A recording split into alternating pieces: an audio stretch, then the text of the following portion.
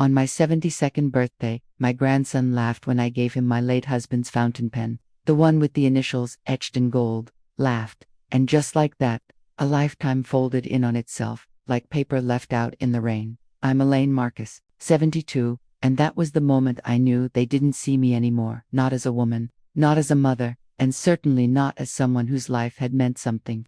It was a story they had stopped reading long ago. Subscribe, and tell me in the comments where you're watching from. Thanks. It was a warm April afternoon in Evanston, the kind of rare Midwestern spring day where the lilacs bloom early and the lights sit softly on the porch railings. I had baked my mother's cinnamon apple cake the night before, even though no one in the family ever touched dessert anymore. Keto, this gluten-free that, but I made it anyway. For me, the house was full of noise. The kind that never quite reaches you when you're the one who planned the whole thing. Balloons tied to dining chairs, paper plates with my name printed in cursive, a happy birthday Nana banner curling at the corners. I'd asked them not to spend too much, not because I didn't want it, but because I knew they didn't mean it. They had outsourced the joy. Even the card from my daughter had her assistant's handwriting on the envelope. When I handed the pen to Noah, my grandson, the only boy who once spent entire Saturdays painting birdhouses with me, he held it like a broken twig. "What am I supposed to do with this?" he said, half laughing, half grossed out. "Is this like vintage or something?" The room went quiet for a moment, but no one said a thing. Not my daughter, who saw my hand tremble. Not my son-in-law, who pretended to refill his drink. I nodded like it was funny, too, and walked back into the kitchen under the hum of the ceiling fan. That pen had written love letters between me and Peter when he was stationed in Da Nang. It had signed our first mortgage in 1978. It scratched out grocery lists and birthday wishes and eulogies. It was the last thing his fingers touched before he passed on a cold morning in 2009, still whispering my name. But now it was vintage or something. I watched Noah toss it onto the credenza like a party favor, so I sold it. Took it to a consignment shop on Green Bay Road the next afternoon. The man behind the glass counter told me it was worth a fair amount more than I thought. I didn't even ask for a receipt. I just nodded, took the cash, and walked out with my coat still open. The next week, no one mentioned it. Noah didn't ask where it went. My daughter never followed up. It was as if the gesture and the story had vanished into the breeze. I didn't cry, not then. I took the money, bought myself a sturdy pair of leather walking shoes, and made a quiet plan. The truth is, I had felt it coming. The slow fade, the way they stopped asking me about my day, or what I thought about the news, or how I was sleeping. I was a piece of furniture now, always present, rarely noticed, mostly in the way it wasn't sudden. Nothing important ever is. But something about that moment, my grandson laughing at something sacred, stripped me clean. I wasn't angry. I was stunned. Stunned by the clarity of it all. They didn't know who I was anymore, and they didn't care to ask. I think people believe betrayal always comes with yelling or slammed doors, but more often, it's quiet, a chuckle, an eye roll, a birthday party where you're both the host and the ghost. I spent that evening sitting on the back porch with the lights off, just me and the dark, and the sound of the wind in the pine trees. I remembered the letter Peter wrote me in 1969. The one where he called me the truest thing in a world full of pretending. I had tucked it into my Bible years ago, between Psalms and Proverbs. That night, I found it again, smoothed the creases, read it twice. I used to think growing old meant becoming invisible. Now I know it's about deciding when to stop handing out pieces of yourself to people who trade them for nothing. That pen was never really for Noah. It was for me, a final offering. One last try at connecting the dots. But when he laughed, I understood. The dots were gone, erased, like chalk on the sidewalk after a rain. And so I started to leave, in the smallest ways. No more baking. No more waiting for phone calls. No more soft yeses when I meant no. That pen bought me something better than pride. It bought me permission. Permission to stop pretending they still saw me. Permission to begin writing the last chapter of my life for myself, with a different pen and a steadier hand. The first time I gave up something for them. I was 23 and pregnant, washing dishes in a third-floor walk-up on Halsted Street while my husband worked double shifts on the south side. That winter, I sold my grandmother's silver comb set, the one she gave me when I turned 16, to help pay the gas bill. We were new to each other, to marriage, to the sheer weight of surviving, And still I remember thinking, this is what love means. You give, even when it hurts. That was 1976. I'd just started to feel the baby kick. They say motherhood is a choice, but I don't remember ever choosing. It was more like I stepped into a river that never stopped rushing. You learn to hold your breath in between milestones, teething, school lunches, night terrors, broken arms, piano recitals. Then one day, they grow taller than you, and they forget how much of your body it took just to keep them warm. When my daughter Marissa was born, I stayed home with her for 5 years. We lived in a one-bedroom apartment and survived mostly on casseroles, food stamps, and Peter's patience. I learned to cut hair with kitchen scissors, mend pants by hand, and pretend Jell-O was a treat. Every birthday party was homemade crepe paper, chocolate sheet cake, dollar store candles. She never knew what we didn't have. By the time our son, Caleb, came along, I had returned to work part-time at the dry cleaners on 87th. I'd fold shirts during the day and cook dinner by 6. Peter would come home with his boots heavy from concrete dust. And we'd trade glances across the table, eyes saying what our mouths were too tired to. There was never enough time, or money, or sleep, but there was always effort. Always that quiet kind of love that shows up in hot meals, scraped knees, and showing up to school meetings even when you've worked 8 hours on your feet. And birthdays, I remembered every single one, even when they forgot mine. Marissa liked ponies. I once rented a pony from a farm 3 towns over and had it walk laps in our backyard just to see her smile. I cleaned up after it myself. Caleb was obsessed with dinosaurs. I spent 2 weeks crafting a volcano out of papier-mâché for his 7th birthday. His eyes lit up when it erupted with baking soda and vinegar, like I'd conjured magic. None of that was forgotten by me. When they got older, the giving changed shape. It became quieter, invisible, almost. Money slipped into envelopes when rent was short, babysitting when jobs overlapped, defending them during family arguments even when they were wrong, staying silent when their decisions felt like knives. Marissa called me crying once when she was 29. Her husband had cheated. I stayed on the phone with her all night, whispering comfort while sitting in the hallway so I wouldn't wake Peter. The next day, I brought over groceries, watched the boys, folded her laundry. I didn't ask questions. I didn't judge. That's what mothers do, or at least what I did. And Caleb had a bad car accident in 2011, broke his wrist and couldn't work for 3 months. He didn't want to ask for help, but I showed up with Tupperware full of stew and paid his electricity bill without a word. He paid me back eventually, but he never really saw the cost. Not in dollars, in care, in attention, in love. Even Peter, God rest him, sometimes forgot what I held together behind the scenes. He would thank me in passing, with a kiss on the forehead or a murmured, "You're good to us." I clung to those words like anchors, because most days I felt more like scaffolding than a person, holding everything up, never seen. There were smaller things too. Things I gave that I shouldn't have had to. My time, my back, my quiet. When Caleb's wife made jabs about my old-fashioned recipes, I laughed like I agreed. When Marissa forgot my anniversary the day I married Peter in a rented church hall wearing my sister's hand-me-down dress, I told her it was no big deal. When they missed visits, I said I understood. I always understood. I understood myself in silence. Even in the last few years, when arthritis made mornings slow and the world felt louder and harder than it used to, I still made the effort. I made quilts for both their homes. I embroidered their children's initials into pillowcases. I saved newspaper clippings I thought they'd like. I even taught Noah to tie a tie when he turned 13. His mother had forgotten. It was picture day.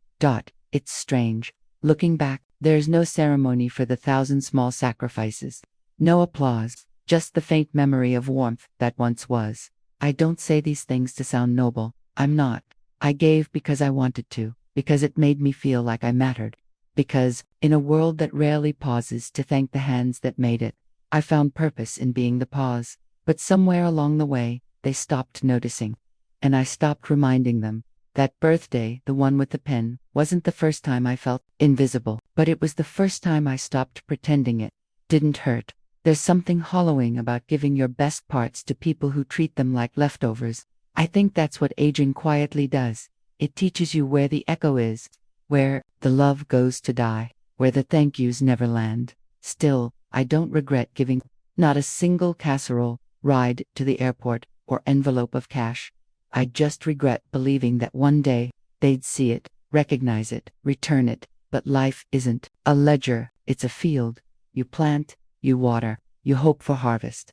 Some seasons, nothing grows, and in those seasons, all you have is the memory of the planting and the faith that somewhere, something remembers what you gave, even if it's just you, even if it's just the silence. And now, I tend to that silence like a garden. It's not enough. Not yet, but it's a start. It never happened all at once. Not the forgetting, not the withdrawal, not the ache that bloomed in places no doctor could find, that it came like rust, slow, silent, until one day, I looked around and didn't recognize the life I had worked so hard to hold together. At first it was the phone calls, the weekly ones that turned into bi-weekly, then monthly, then not at all, unless there was a reason, a birthday, a question about insurance, a favor. I'd check the landline just to make sure it still had a dial tone. Sometimes I'd unplug it and plug it back in, as if love could be reset like power. The voicemail light would blink like a little cruel joke, but it was never for me. Just reminders, wrong numbers, silence. Then came the forgetting. Not mine, theirs. My grandson's baseball games I was never invited to, photos of birthday parties I saw only when someone else posted them online. I'd sit in my recliner scrolling, trying not to let the pictures knock the wind out of me. I'd count how many candles were on the cake, how many people were there, how none of them had thought to include me. One Thanksgiving, they changed the time of dinner and forgot to tell me. I arrived at 5, like always, clutching a cranberry pie still warm under foil. They were already clearing plates. Marissa looked surprised, even annoyed, and said she thought Caleb had told me they'd moved it up to 2. Caleb said he assumed Marissa had. I stood there for a long moment, coat still on, holding a dessert no one wanted. I left it on the counter and drove home in silence. I didn't cry until I reached the garage. I remember sitting in the dark, fingers gripping the steering wheel like I was bracing for impact, though it had already come. It's strange how memory works. The big hurts fade, but the little ones stay sharp. Like the time they called me old-fashioned for writing letters instead of sending texts. Or when Noah rolled his eyes when I said grace before dinner. Or the year they gave me a sweater 3 sizes too big, still with the store tag on, no gift receipt, like I was a task they crossed off. There were 100 quiet hurts. Maybe more. Once, Marissa dropped off the kids for a weekend and didn't return until Monday evening. No call, no explanation. I had to cancel my doctor's appointment and miss my friend Nancy's birthday lunch. When I asked her gently, she sighed and said, "Mom, I figured you'd be fine." Fine. I was always fine. When Caleb was short on rent after a job loss, I wrote a check. He never looked me in the eye when he took it, never said thank you. Just muttered something about paying it back. He didn't, and I never asked another time. I baked a pie for a neighbor's gathering of my mother's peach crumble recipe. Noah bit into it and said, "It tastes healthy." That was all. A room full of people. And that was all he said. No one corrected him. No one noticed the way my hands went still on the serving knife. I had raised them to be better than that. At least, I thought I had. Even the way they touched me changed. When they hugged me, if they hugged me, it was quick, distracted. Their eyes are already somewhere else. Their arms loose, like obligation. I used to hold them tight when they were children, cheek pressed to their foreheads, breathing them in, like I could bottle the moment. Now, I was a stranger at the edge of their lives. Tolerated decor. Sometimes I'd leave my porch light on, just in case someone came by. I told myself it was for safety. But the truth is, I liked to imagine they'd stop in, unannounced.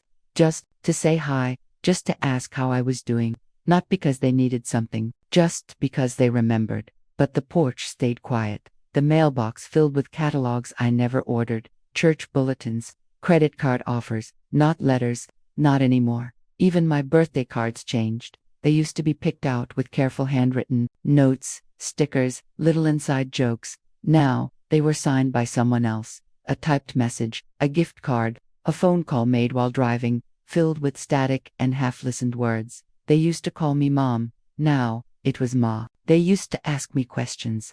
Now, they explained things slowly, like I was a child. They used to listen. Now, they waited for me to finish so they could speak, and all of it felt like being erased. 1 minute at a time. People think that loneliness is loud, but it's not. It's soft. It sounds like your own voice echoing off empty walls, like dishes washed for one, like silence after offering a story and getting a nod instead of a laugh. There's a photo in my hallway of our family trip to Lake Geneva in 1988. Peter is holding Marissa on his shoulders, and Caleb is tugging at my hand. I'm looking up at all of them with this smile full of love, full of hope. I stop at that photo more than I should. I wonder if they remember that trip, the sand in our shoes. The sandwiches are packed in foil. The way Peter and I held hands behind our beach chairs. I remember everything. And maybe that's what makes it harder, the remembering, the holding on when everyone else has moved on. Sometimes I think I must have done something wrong. Was I too soft? Did I spoil them? Did I teach them that love doesn't ask for thanks? Or did they just grow into people I no longer recognize? I've spoken to other women at church, quiet women with soft eyes and steady hands. They tell similar stories. Children who forget, grandchildren who don't call, dinners spent in silence, gifts unopened, lives slowly fading into the background. One of them, Marion, said to me once, "We raised them not to need us, and now they don't." It sat in my chest like a stone. But I think it's more than that. I think we raised them believing we'd always be there, that our giving was endless, that our arms never got tired. But they do. Mine do. And lately, I've been feeling the weight of every unopened letter, every missed call, every time they left and didn't look back. It's not rage. I carry its residue. Like the smell of smoke, long after the fire is out, it clings to the curtains. It lingers in the fabric of the life I built for them. And now, with every small act of forgetting, they remind me I am becoming a memory while I'm still alive, not gone, just unseen. There is a difference between being hurt and being broken. I had learned to live with hurt. It was a quiet companion by then, predictable, familiar, like an ache that settled into the bones after years of weather. You notice it more on some days than others, but it never truly leaves. I had carried the weight of their forgetfulness, their distance, their carelessness. I had grown used to their absence, even when they were in the room. But broken was something else. It has a sound, a snap, a silence after the silence that makes you understand you will never be the same again. And for me, it came on a Tuesday in early September. The air was just beginning to change. The leaves hadn't turned yet, but there was a crispness, a kind of edge in the morning wind that hinted at what was coming. I was putting away the last of the summer things, folding the patio umbrella, wiping down the outdoor chairs, and placing the bird bath cover in the shed. I was wiping my hands on a dish towel when the letter came. Not a call, not a visit, a letter. It was from a bank I didn't recognize. The kind with a name that sounds like a trust fund, initials and ampersands, and words like capital and legacy. I opened it, expecting it to be junk or some promotional offer. But it was addressed to me directly, my full name in a serif font. The letter informed me that, effective immediately, the property I lived in, the house I had shared with Peter for over 4 decades, had been transferred into a family trust. My residency would remain honored for the time being, but decisions about the estate would now be handled by the named beneficiaries, and at the bottom, in neat print, were Marissa and Caleb's names. No call. No conversation, no explanation. Just a quiet signature. I read it 3 times before I could fully understand what it meant. They had moved the deed without telling me, transferred the home into something they controlled.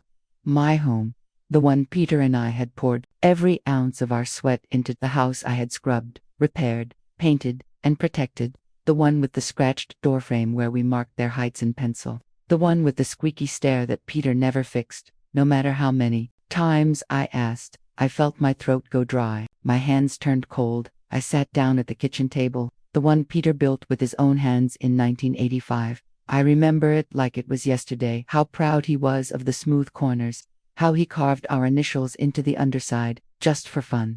I reached under, traced the groove of the carving with my fingertips, and felt something inside me fold. They didn't ask. They didn't even think I deserved to know. I called Marissa first, straight to voicemail, then Caleb. He answered after the 3rd ring, voice casual like nothing was out of place, double quotes, "Oh yeah. That, we were going to tell you. That," as if it were a delivery delay or a change in the weather. He told me it was just for estate purposes, that it made financial sense, and that it doesn't change anything.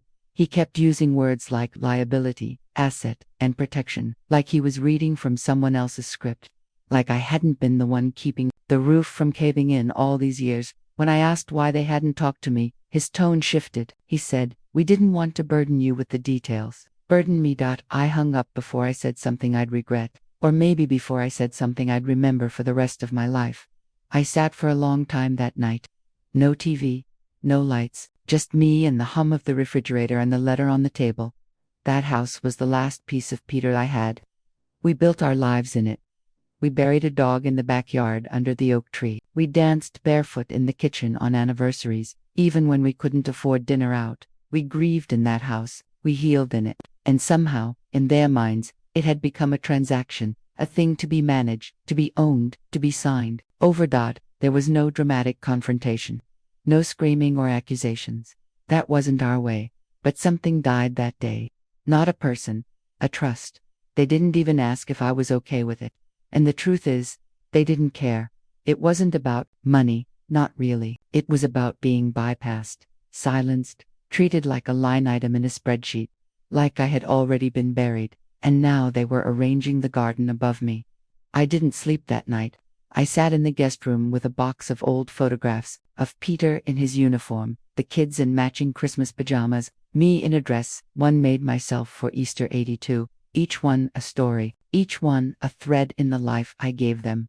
I felt foolish for believing, even after all this time, that some sacred part of me lived on in them, that the love I gave would one day circle back, even in a whisper. Instead, they carved me out of the center. They told themselves it was practical, but what they really meant was, I was no longer necessary. I never asked for much. Not really. A phone call here, a visit, a birthday remembered, a sense that I still mattered. And now, they had taken the one thing that did. I didn't confront them again. What would be the point? They would say it wasn't personal, that it was just paperwork, just precaution. But I knew better. It was permission. Permission to let go. Permission to stop pretending I was part of their future. Permission to become something else, something I didn't yet have a name for. That was the moment the shift began. Not loud, not visible, but permanent. A small, cold space opened up inside me. And for the first time, I didn't rush to fill it with warmth. I let it stay. I didn't yell. I didn't slam doors.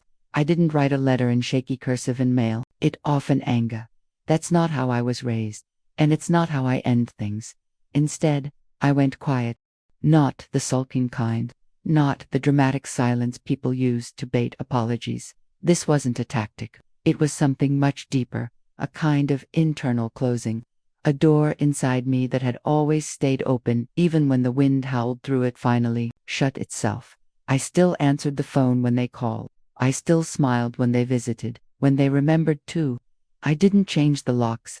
I didn't pull their photos off the wall, but I stopped offering pieces of myself for them to forget. That was the first change. I began waking up early, long before the sun, and sitting at the kitchen table with a pad of lined yellow paper and a pencil. I wrote down things I remembered. The price of our first home, $62,000. The song Peter sang to me on our wedding night, something by Otis Redding. The names of every neighbor we ever had. It wasn't for a memoir. It wasn't even for them. It was for me.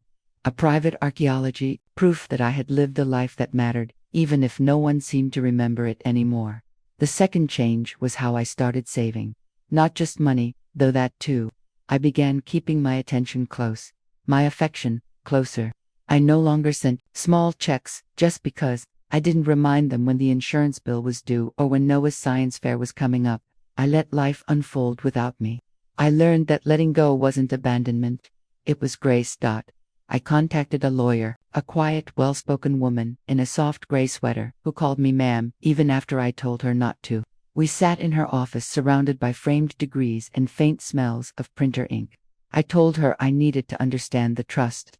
The one with my name missing from its clauses. She read the letter, looked at me gently, and then she explained, with a calm that felt like anesthesia, that legally they had done nothing wrong. Ethically, well, that was another matter. She asked if I wanted to challenge it. I said no, not yet. I wasn't there to fight. I just wanted to see it in writing. I wanted to know exactly what they'd taken. the numbers, the clauses, the signatures that I once learned how to write on my kitchen table. Before I left, I asked her one more thing: how to make a new will, one that no one knew about. After that, I started moving things quietly, thoughtfully. I opened a new bank account in my maiden name, moved what was left of Peter's pension into it. I sold a few things that no one ever noticed: a gold locket from my mother's side, 2 antique dishes, the sapphire ring I stopped wearing after my fingers began to swell. Not because I needed the money, but because I didn't want to leave behind a trail they hadn't earned the right to follow. I visited the attic and made a list: what would stay, what would go, what would follow me, if I ever chose to leave. There's a kind of mourning that happens in reverse when you're not grieving the loss of someone, but the knowledge that they're still alive and have chosen not to see you. I lived inside that mourning for a while, didn't try to name it, just let it wash over me in waves. I'd walk past the oak in the backyard where Peter buried our first dog, and feel something clench in my ribs. I'd see the Christmas ornaments we'd collected through the years, one for every year of marriage, and feel a hollow that no tree could fill. I didn't burn anything. I didn't make a scene, but the fire came anyway, quiet, controlled, just enough to keep me warm, not enough to destroy the house. Marissa stopped by once in October, with a plastic bag of groceries I hadn't asked for. Organic this, gluten-free that. She placed them on the counter like an offering, unaware that I'd already eaten. She talked about work, about Noah's swim meets, about her husband's latest promotion. I nodded, smiled when it felt expected. But I didn't ask questions. I didn't tell her about the birds I'd been watching from the porch, or the letter from the VA about Peter's final benefits. I didn't share that I'd started walking 2 miles a day, just to feel the air again. She didn't notice the difference. That was how I knew my silence had taken hold. It's strange how people only notice absence when it inconveniences them. I stopped offering advice. No one asked why. I skipped a family dinner in November. No one called. I sent a single holiday card that year, addressed to myself. Dear Elaine, it read, "You are not invisible." I kept it on the mantel. It was the only card I didn't take down after January. Some evenings I sat by the window with a cup of chamomile and listened for wind chimes that had gone still. I wasn't waiting for them anymore. I was watching for something else. The beginning of a new sound, maybe, or just the peace that comes from no longer straining to hear what isn't coming. I didn't hate them. That's important to say. I didn't wish them harm or carry bitterness in my bones. I simply chose, for the first time in my life, to stop bleeding for people who didn't know they were holding the knife. Silence became my shield, and my witness. There's a power in retreat. Not the cowardly kind. The kind that says, I will not beg to be seen. I will not keep setting a table for people who show up late, eat without thanks, and leave early. And so I went quiet. And in that quiet, I began to hear something new. My own voice, steady, older, wiser. A voice I hadn't listened to in decades. She didn't speak in anger. She simply said, enough. And I listened. There was no announcement, no big gesture, just a slow shifting of weight, like learning to carry a bag differently after the strap has dug into your shoulder for too long. I began to move differently. Not out of revenge, not even to prove a point, but because something inside me had finally grown tired of waiting. The first thing I did was start walking, every morning at 6, before the neighborhood stirred. I laced up the leather shoes I bought with the money from Peter's pen and stepped into the quiet. I'd walk 2 miles around the block, passing the same houses I'd known for years. The one with the chipped shutters, the one with the hydrangeas that never quite bloomed, the one where Mr. Dandridge used to sit with his golden retriever before he passed in the spring. I nodded to the few people who were out dog walkers, paper carriers, joggers in neon vests. They didn't know me, but in those moments, I wasn't anyone's mother. I wasn't someone's grandmother. I was just a woman walking through her own life again. After my walks, I'd stop by the corner cafe, not the chain one, the little shop with the creaky floors and the chalkboard menu. They knew me by name. Elaine. No title, no history, just Elaine, who always ordered tea and a slice of warm banana bread and sat by the window with a paperback. I read more, not the books I used to read, the ones about parenting, recipes, or self-help. No, I read fiction, stories with quiet heroines and slow-moving plots. Books where nothing exploded, and yet everything changed.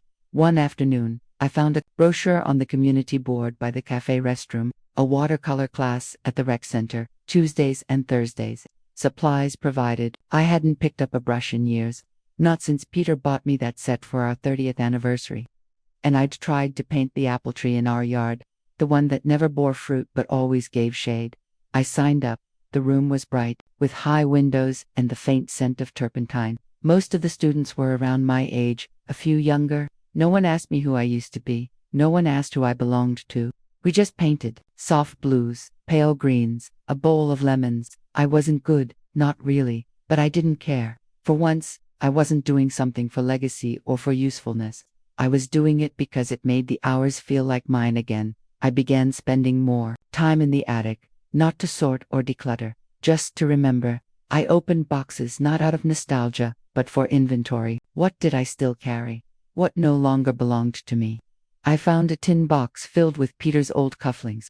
I polished them one by one, not to give away, not to pass down, but to keep, to remind myself that some things don't need to be given in order to have value. I also found the deed to the house, the old one, before the trust.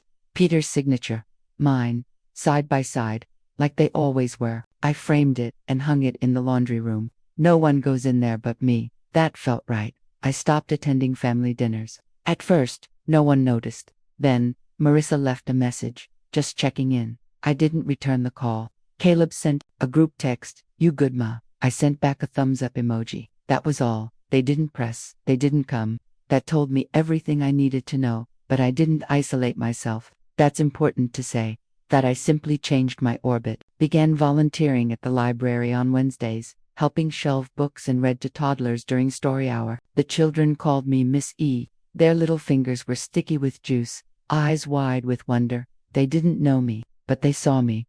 I met a woman named Ruth, widowed for 10 years, raised 3 boys who now lived in different states. She had a dry sense of humor and brought her own tea bags to the library break room. We started meeting on Saturdays for matinees at the Dollar Theater. She'd bring butterscotch candies in her coat pocket. We never talked about our children, not really. We talked about the films, about the actors we liked, about the way the world was both faster and lonelier now. It was enough. Some days I'd go to the lake, sit on a bench with my notebook, and write lists. Not goals, no regrets, just lists. Favorite smells, places I'd loved. Sentences Peter had once said, things I was still curious about. One entry read, "Why do mourning doves sound so sad?" Another, "What does it feel like to go somewhere and not come back?" I stopped buying things I didn't need. I stopped cooking for 4. I stopped hoping the doorbell would ring. Instead, I started growing herbs on the windowsill. Basil, mint, thyme. I clipped them with tiny scissors, sprinkled them into soups I made just for myself. I stopped freezing leftovers. I started finishing the meal. I looked at my reflection. More, not with judgment, with recognition. The face I saw wasn't waiting anymore. It had weathered storms. It had endured, and now, it was becoming something else. One morning, I received a postcard from Noah. It was from a class trip to DCA, stock photo of the Lincoln Memorial. On the back, in thick black marker, he'd written, "Hope you're good." The pen was actually kind of cool. Sorry I didn't get it at first. No signature, no stamp. Just slipped into my mailbox by someone, maybe Marissa. I placed it in the fridge, not out of sentiment, but because it felt like a seed. Small, uncertain, but maybe, if left alone, it would bloom. I didn't respond. I didn't need to. I wasn't living for acknowledgement anymore. I was living for texture, for softness, for the way silence could now hold me without hurting. I still kept the house. I still watered the lawn. But inside, the rooms were different. Now, not emptier, just mine. The world hadn't changed. My children hadn't suddenly become who I needed them to be. But I had shifted. Not into bitterness, but into freedom. I moved differently now. Not slower, but steadier. And with every step, I walked a little farther from who I was, and a little closer to who I was becoming. Not gone. Just returning. To myself. They say you don't notice the warmth until the fire goes out. But the thing about me was, I never made a fuss while I was burning. I kept their world warm without asking for logs in return. They just assumed the flame would stay steady, reliable, no matter the wind. no matter how often they stepped out into the cold and came back expecting it to be there. Then I stopped, and, slowly, they began to feel the chill. It didn't happen dramatically. Nothing with us ever did. We weren't a family of scenes. We were a family of routines, patterns, unspoken understandings that had grown over time and calcified into something almost invisible until it was gone. The first ripple came with Caleb. He called one evening in early March. I had just finished slicing strawberries for a shortcake, something I had decided to make on a whim, just for me. His voice was rushed, and I could hear the clatter of dishes in the background. "Hey Ma, do you remember where you put Dad's tax folder? The one with the Navy pension stuff." I paused for a moment. That folder had lived in the bottom drawer of the hallway cabinet for over a decade. I had handled every single renewal, every form, every update. I used to give him copies without him even needing to ask. "I don't know," I said, steady. "Haven't looked at it in a while." He hesitated. I could hear it. That moment when a child, even a grown one, realizes something has shifted. He didn't push, just said, "Okay, no problem." But I knew it was a problem, because I wasn't there to fix it. Next was Marissa. It came out in pieces, small frustrations tucked between casual updates. Noah had forgotten his lunch for a week straight. "He's just all over the place lately," she said. "You always remembered stuff like that." I smiled politely into the phone, even though she couldn't see me. Once upon a time, I'd kept calendars in the fridge for each of the grandkids, color-coded with reminders for soccer practices, piano lessons, spelling bees. I'd text her on Thursday nights, "Pack extra water bottles tomorrow, it's a field trip." I stopped doing that. Not out of cruelty, out of clarity. One Sunday afternoon, I heard from Ruth that Marissa had brought the kids to church, something she hadn't done in years. Ruth said she looked tired. She asked if I was sick, or away, or something. I wasn't. I was at home, in my reading chair, finishing a novel with the window cracked open. They began to notice my absence, not through what I said, but through what I no longer offered. No baked goods dropped off unannounced. No surprise handmade scarves when the cold set in. No check-ins, no reminders, no gentle "did you eat today?" Texts that had once come like clockwork. They didn't say anything outright, but the tone shifted. At Easter, they held dinner without me. I wasn't invited. I had stopped going, so they stopped asking. But then, a week later, I received a message from Caleb's wife, a rare thing. She was never one to reach out unless there was an occasion. "Missed having you this year," she wrote. "The kids asked where Nana was." A part of me softened at that, but I didn't reply. Let them sit in the quiet I had once. It was Marissa who cracked first. She came by one afternoon in April, unannounced. I was pruning the rose bushes. She stood at the edge of the walkway like a stranger deciding whether to knock. "I was just driving by," she said. I wiped my hands on my apron and nodded, saying nothing. She glanced at the garden, then at me. "Haven't been around, I know." There was a long silence. I let it stretch. I wasn't angry. I wasn't trying to punish her. I just didn't have anything left to give that wouldn't cost me more than it was worth. She finally asked, "Are you okay?" And I answered, honestly, "I'm fine, just different now." She nodded slowly, like she was hearing the shape of something for the first time, even if she couldn't fully understand it. I think that was the moment she realized the fire had gone out. What they lost wasn't dramatic. It wasn't loud, but it left an emptiness, a missing rhythm, like a house where the lights still work, but the smell of home cooking is gone, where the furniture is the same, but the air feels thinner. They lost the one who remembered everyone's favorite meals. They lost the keeper of passwords, recipes, birth dates, traditions. They lost the person who knew how to thread the needle of their chaos and turn it into calm. And they didn't even notice until it was already unraveling. I saw it in small ways. The way Caleb called more often, but didn't seem to know what to say. The way Marissa started asking questions she used to answer herself. The way Noah showed up one afternoon with a book he wanted me to read. No birthday, no holiday, just showed up.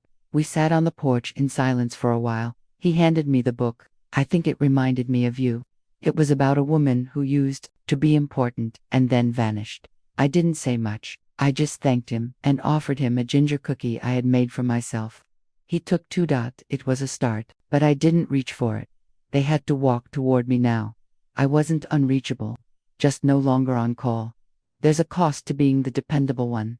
People forget that you have limits, that you can get tired, that one day you might wake up and decide that silence is kinder than explanation. What they lost without me wasn't a servant, or a caretaker, or a helper. What they lost was the center, the person who made everything feel less fragile, and slowly they began to see it. Not through arguments, but through the quiet, through the absence of the things they never thought to thank. And I had gained something in return. Myself, not angry, not grieving, just returned. To a life no longer spent filling other people's empty spaces, but building my own. Brick by brick. Day by day. With no need to be missed, only to be whole. I found the paper in a drawer I hadn't opened in years. Not the junk drawer in the kitchen that's always filled with rubber bands and pens that no longer work. No, this was the narrow drawer in the hallway desk, tucked beneath an old ledger book and a stack of thank you cards that were never sent. Inside, folded neatly between two brittle recipe clippings, was a piece of linen stationery, faintly yellowed, soft at the edges, heavy in the hand. I didn't know right away what I would write, but I knew who it would be for. Not for Marissa. Not for Caleb. Not even for Peter, though for a long time I thought it might be. It was for me, the woman I used to be, the one who stayed up all night sewing Halloween costumes from scratch so the kids could feel special, the one who held Peter's hand in the hospice room while pretending not to cry so he could believe everything would be okay, the one who swallowed her pride again and again in the name of peace, in the name of love, in the name of motherhood. I lit a candle before I started, not for mood, but for memory. It was one of those lavender ones I used to keep for when guests came over. I lit it for myself this time. I brewed tea, I sat down, and I wrote. Dear Elaine, I began. You've been holding your breath for a long time, haven't you? I paused, the pencil still in my hand, its tip hovering like a hesitation. Then I kept going. You've been waiting for someone to see how much it costs to keep everything together, to see the nights you cried into your pillow so no one would hear. The way your hand shook after phone calls that ended too quickly, with voices too distracted to ask how you were doing. You've been waiting to be thanked, not with flowers or speeches, but with presence, with listening, with time. You won't get that, not the way you imagined. But that doesn't mean you didn't deserve it. You did, you do, I wrote slowly, letting the words come without editing them, without worrying how they sounded. It was the first time I'd spoken to myself like I mattered. Like I was someone worth writing to.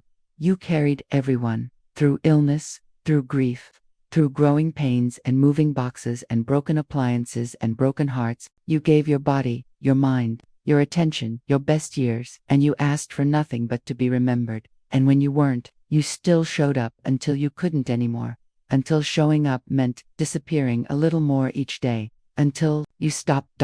And finally, someone asked why. I set the pencil down and looked at what I had written. Not much on the page yet, but it felt like a release, like air finally rushing into a room long sealed off. I kept writing. You thought being quiet meant being weak, but it didn't. It meant you were listening to yourself, to the ache that had gone ignored, to the girl you used to be before the apron, before the calendars, before the names on your phone became labels. Daughter, son, doctor, grandson. You remembered her. The girl who used to dance barefoot in the grass, the woman who once wanted to paint, and did. The wife who laughed too loud at Peter's dumb jokes and kept his shirts ironed just the way he liked, even after he was gone. You are all of those things still, even now. I don't know how long I sat there, an hour, maybe more. The candle burned low, the tea turned cold, but my hand didn't stop. You don't need to be invited back into their hearts. That door never closed, but you don't have to knock anymore. You can walk your own path now, not because they lost you, but because you found yourself. I folded the letter carefully, not out of delicacy, but out of reverence. I placed it in the envelope, one of the good ones, thick and cream-colored, and wrote my own name across the front in cursive I hadn't used since my wedding invitations. Elaine. No last name, no title, no expectation. I didn't seal it. I didn't need to. The letter wasn't meant to be mailed. It was meant to be kept. To be opened again when the silence got too loud, when the old habits of giving too much started creeping back in.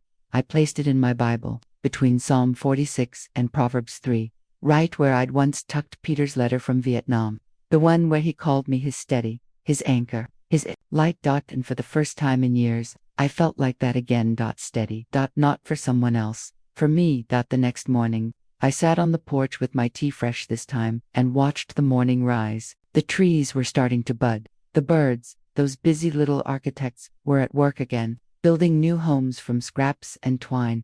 A single envelope, sealed with quiet understanding, sat on the table beside me. It said everything that needed saying. Not to them, to me, because healing doesn't always look like confrontation. Sometimes it looks like a letter you write to yourself. Sometimes it's a voice in your own handwriting that whispers, "You did enough. You are enough. You can stop now." And I did. I stopped reaching, stopped hoping they'd change, stopped trying to prove my love through casseroles and calendar notes and voicemails that went unreturned. I didn't stop loving them, just stopped loving them louder than I loved myself. That letter didn't change them, it changed me. And now, I carry it inside me, like a vow, a promise I made in my own words. To never disappear again. The house is quieter now, but not in the way it used to be. Not in the aching, hollow kind of way. Not the silence that once pressed down on me after unreturned calls or holidays spent alone. This quiet is different. It's chosen. It's gentle. It has weight and softness, like a well-worn quilt across my lap. I've come to love the sounds that used to fade into the background, the tick of the old kitchen clock, the hum of the refrigerator at night, the creak of the floorboards as I move through the living room barefoot in the early morning. It all reminds me I am still here, still moving, still me. There are no more calendars on the fridge. No sticky notes with reminders about who needs what and when.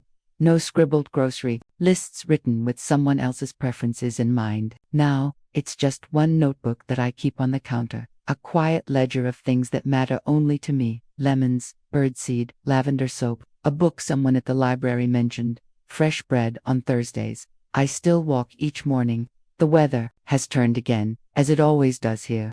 Some days the air is so crisp it stings a little in my lungs, but I breathe through it anyway. I've learned to dress in layers, to pace myself, to pause when I see something lovely, a cat on a windowsill, a puddle reflecting a patch of sky, a stranger's wind chime catching the light. The girls at the cafe still greet me with a smile. They've started putting my tea on before I even ask.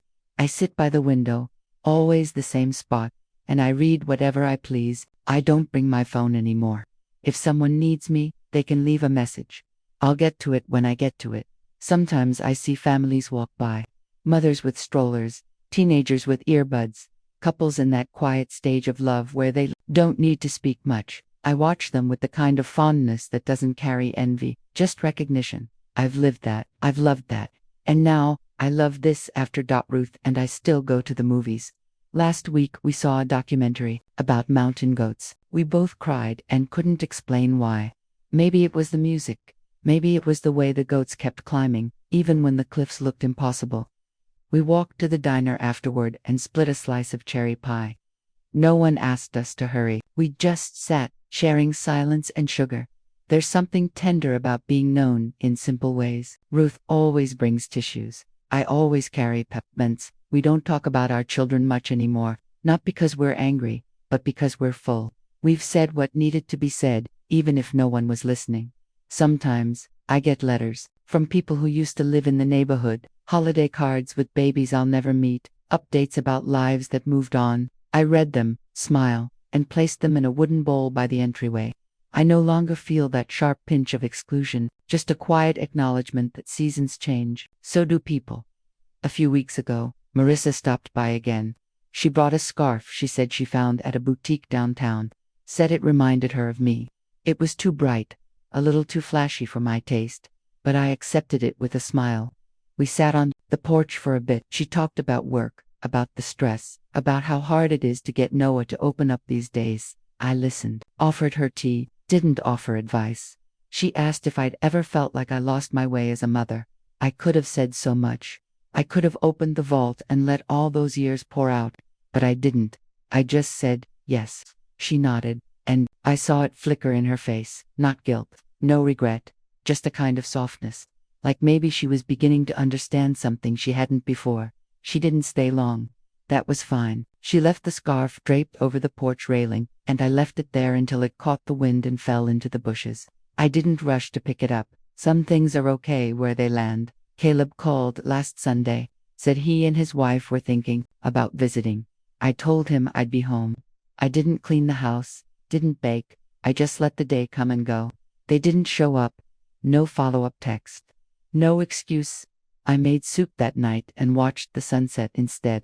The sky turned the color of ripe peaches, and I thought of Peter, how he used to sit on the back steps, beer in hand, saying, "God does his best work in the evening." He was right. Now, when I walk through the house, I don't feel like a ghost. I feel rooted. There are no more voices tugging at my sleeve, no more invisible weights pulling me toward what I must do, who I must be, how I must give. I give when I choose now, not out of duty, out of joy. The roses are blooming again, a little early this year. I trimmed them carefully this morning, humming a song I couldn't place. The air smelled of damp soil and something sweet I couldn't name. I stayed out there longer than usual. Let the sun warm my face. Let the silence stretch. I think of the woman. I was the one who waited by the phone, the one who folded laundry, hoping someone would notice. I hold her gently in my memory, the way you hold a child's drawing, long after it's been crumpled. She tried so hard, she loved it so much, and now, I love her back. That's the beauty of solitude, not the absence of people, but the presence of yourself, fully, without apology, without waiting to be asked. I don't know what will happen next. I don't plan much these days. I water the plants. I watch the birds. I read novels and leave the dishes in the sink when I'm too tired to stand. There's a quietness to my life now that isn't empty. It's intentional. I write letters I never send. I sing when no one is home. I look at the stars and think of all the versions of myself I've been, and I thank her, all of her, the young mother, the grieving wife, the forgotten grandmother. She walked through fire with her arms open. She gave until the giving nearly erased her, and then she returned to stillness, to self, to tell the truth. I wasn't angry. I was finally empty, and that was beautiful.